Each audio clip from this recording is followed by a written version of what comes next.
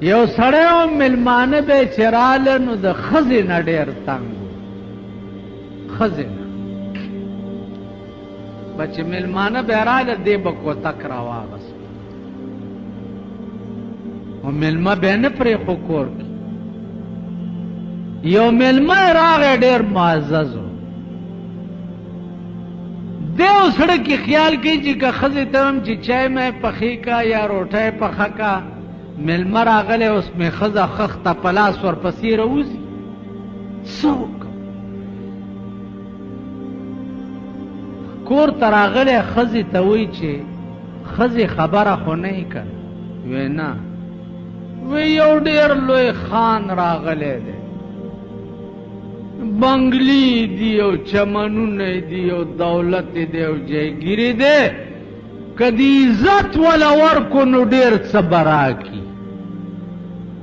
نو ښځه خو هم خر دماغه ده که نه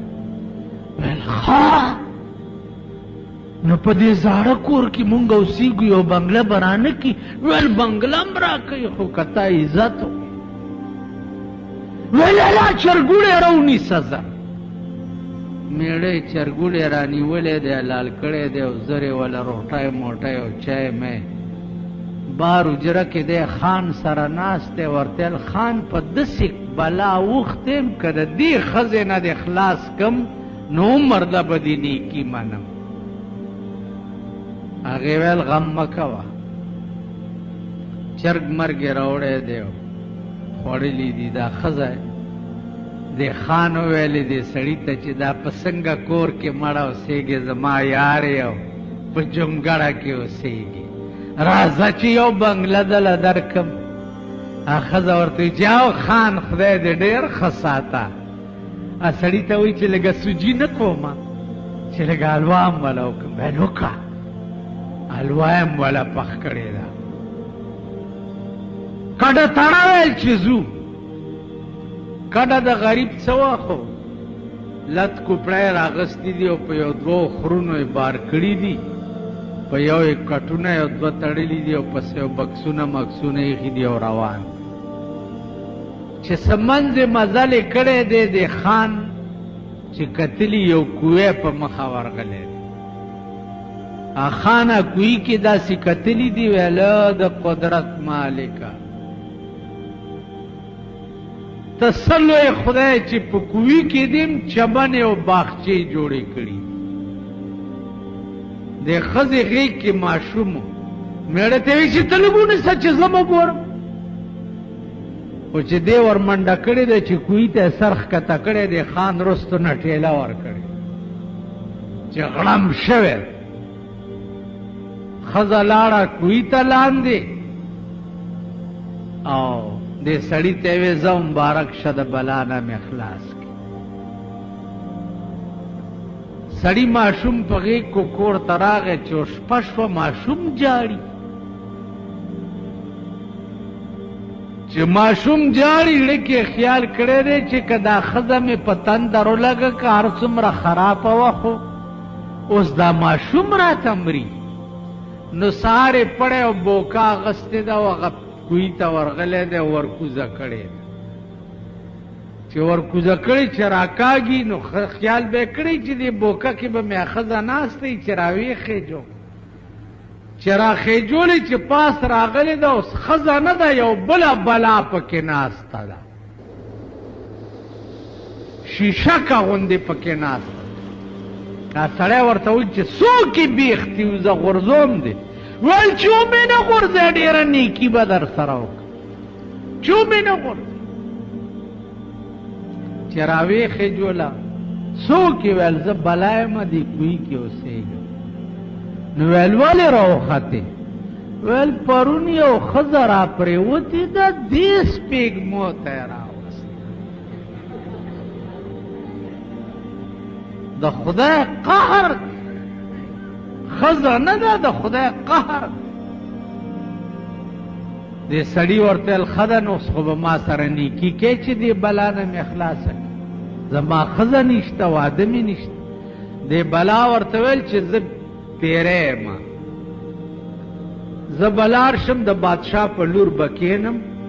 بادشاہ به اعلان وکړي چې زما لور نه چا پیریان پاسول دا لور به ورکوم او باچهي کې به م زه حصه ورکړم به ته به راشي چې ماله دم راځي به چې زه تا وګورم د بادشاه لور نه به زه پاسم به ټیک شي تاله به په نکام درکړي او بادشاه به بنګله او مزې به بلا تلې د صاحبه د بادشاه په لور ناسته د بادشاه لور باندې اوس پیریان اله دمګري راولئ ملا راولئ دم وکئ نه کېږي چې نه کېږي دی ورغلی چې صاحب ما سره د پیریانو اجازه ده بس دمولو سره به دا جوړئ چې دی ورغلی دی بلا ورته ویلي دي چې رالی ویله ویل بس زه لاړم خو که په بل چا کېناستم نو بیا به نه راځي هسې جګ چې ځان نه د دوو دروازو نجومي جوړ کې تاسو په دې دغه ګورئ په دې دیوالونو باندې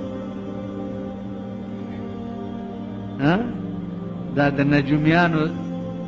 ایڈورټایزمنټ چې کېږي ګورئ په اسلام کې دا شته پیغمبر ویلی دی من اتا کاهنا فصدقه بما یقول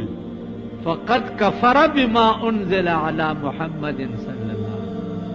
څوک چې پالګر تراغه او لاس ورته او خودو په دې په یقین او کو پټی کی کافر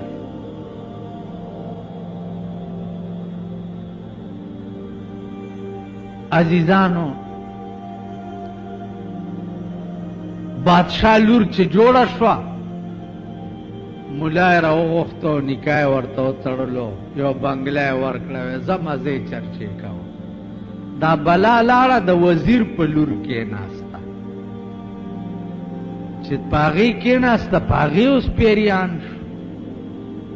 وزیر راغی بادشاه ته وی چې د ستا زوم ستا لور نه هم پیریان پاسولي و لږې منکر هم راولېږه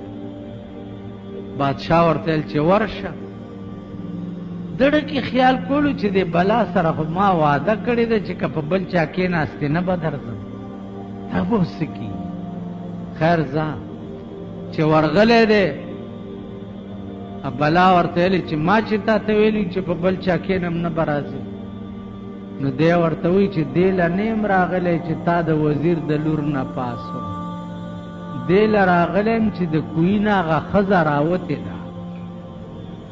ما نه یې پوښتنه وکړه چې بلا چېرته ده نو ورته دې وښیم او که نه